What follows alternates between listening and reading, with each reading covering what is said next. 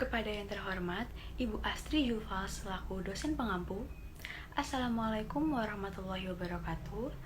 Kami dari kelompok 7 yang beranggotakan saya sendiri, Gea Frista Sedaranggani selaku moderator, bersama teman-teman saya, Viviana Adining Tias, Anissa Salsabila, Rifa Adawiyah, dan Martika Rahayu Ramadana.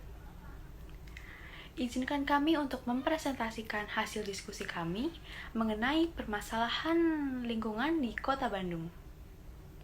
Paparan ini akan kami bagi menjadi 3 bagian, di mana nantinya kami akan membahas mengenai latar belakang terlebih dahulu, dan akan dilanjutkan dengan permasalahannya, dan diakhiri dengan pembahasan mengenai solusi dari permasalahan tersebut.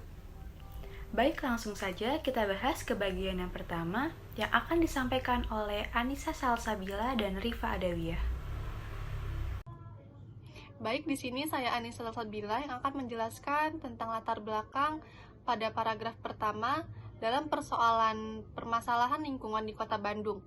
Bandung selalu dijuluki sebagai kota sampah. Segala upaya mereka rembukan dengan berbagai pihak untuk mengatasi persoalan sampah. Pemandangan kotor di penjuru Kota Bandung akibat sampah itu menjadi cemoohan warga setempat. Pembukaan untuk sementara kedua TPA itu terbentur dengan aksi penolakan warga yang tidak ingin lingkungan di sekitarnya itu tercemar dengan sampah. Agar masyarakat turut bekerja sama dalam menanggulangi sampah tersebut, dibuatlah sistem darurat sampah oleh pemerintah daerah setempat. Yang nantinya hal itu memotivasi semua warga atau pihak untuk bekerja sama dan bekerja keras lagi untuk mengatasi persoalan sampah di daerah Bandung. Kota Bandung. Masyarakat dan Pemprov Jabar yang terlibat langsung mengatasi sampah, warga, TNI, dan pihak swasta pun akhirnya ikut terlibat. Dalam kampanye bersih dari sampah itu, warga diajak mengurangi produksi sampah, khususnya sampah rumah tangga. Masyarakat juga diajari bagaimana memilah sampah yang organik dan non-organik. Seluruh pihak akhirnya mulai menyadari betapa sulitnya mengatasi sampah. Selanjutnya, ada permasalahan lingkungan di Kota Bandung. Masalah utamanya yaitu adanya pencemaran sungai yang diakibatkan oleh limbah domestik sebanyak 80%. Pencemaran ini berasal dari masyarakat maupun dari karyawan pabrik. Faktor penyebab masyarakat membuang limbah cair rumah tangga ke sungai ini diakibatkan oleh tidak tersedianya septic tank di setiap rumah yang berdiri di bantaran sungai. Sedangkan faktor penyebab karyawan pabrik yaitu adanya sisa-sisa buangan atau sampah dihasilkan oleh pabrik dibuang langsung ke sungai.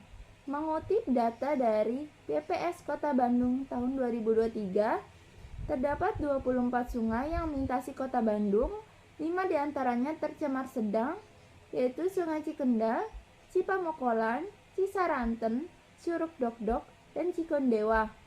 Data ini mengacu pada hasil pemantauan kualitas air sungai di Kota Bandung tahun 2022 yang dilakukan oleh DLHK Kota Bandung. Selanjutnya adalah solusi masalah pencemaran sungai di Kota Bandung. Yang pertama, pemerintah harus lebih progresif dalam membangun program septic tank di setiap rumah. Mungkin pencemaran sungai dengan limbah cair rumah tangga bisa diminimalisasi karena banyaknya warga yang tidak memiliki septic tank.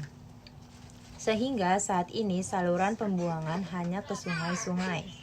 Nah, yang kedua, perusahaan-perusahaan diharuskan mengurus persetujuan pengelolaan air limbah domestik di samping air limbah B3. Seperti mengelola limbah pabrik sebelum dibuang,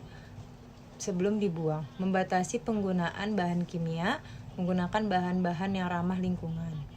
Yang ketiga, melaksanakan pembinaan dan pengawasan kepada pelaku usaha yang menghasilkan air limbah dan membuangnya ke sungai. Melaksanakan bimbingan teknis kepada pelaku usaha dalam pengelolaan air limbah dan mekanisme perizinan pembuangan air limbah ke air permukaan atau sungai. Baik, berdasarkan pembahasan hasil diskusi kelompok kami, maka ditariklah kesimpulan bahwa pencemaran sungai di Kota Bandung menunjukkan masalah serius dalam hal pencemaran lingkungan. limbah industri, limbah domestik, dan limbah pertanian menjadi penyebab utama pencemaran lingkungan sungai. Hal ini mengakibatkan penurunan kualitas air sungai, merusaknya ekosistem perairan, serta membahayakan kehidupan organisme perairan dan manusia yang bergantung pada sungai. Pencemaran sungai dapat berdampak langsung terhadap kesehatan masyarakat yang tinggal di sekitar sungai. Air yang terkontaminasi dapat menyebabkan penyakit kulit, penyakit pernafasan, infeksi saluran pernafasan, dan gangguan kesehatan lainnya bila digunakan untuk mandi, mencuci, atau konsumsi manusia dan hewan. Pemerintah harus lebih progresif dalam membangun program septic tank di setiap rumah dan melakukan pembinaan dan pengawasan kepada pelaku usaha yang menghasilkan air limbah dan membuangnya ke sungai.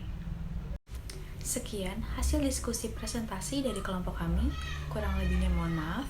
Wassalamualaikum warahmatullahi wabarakatuh.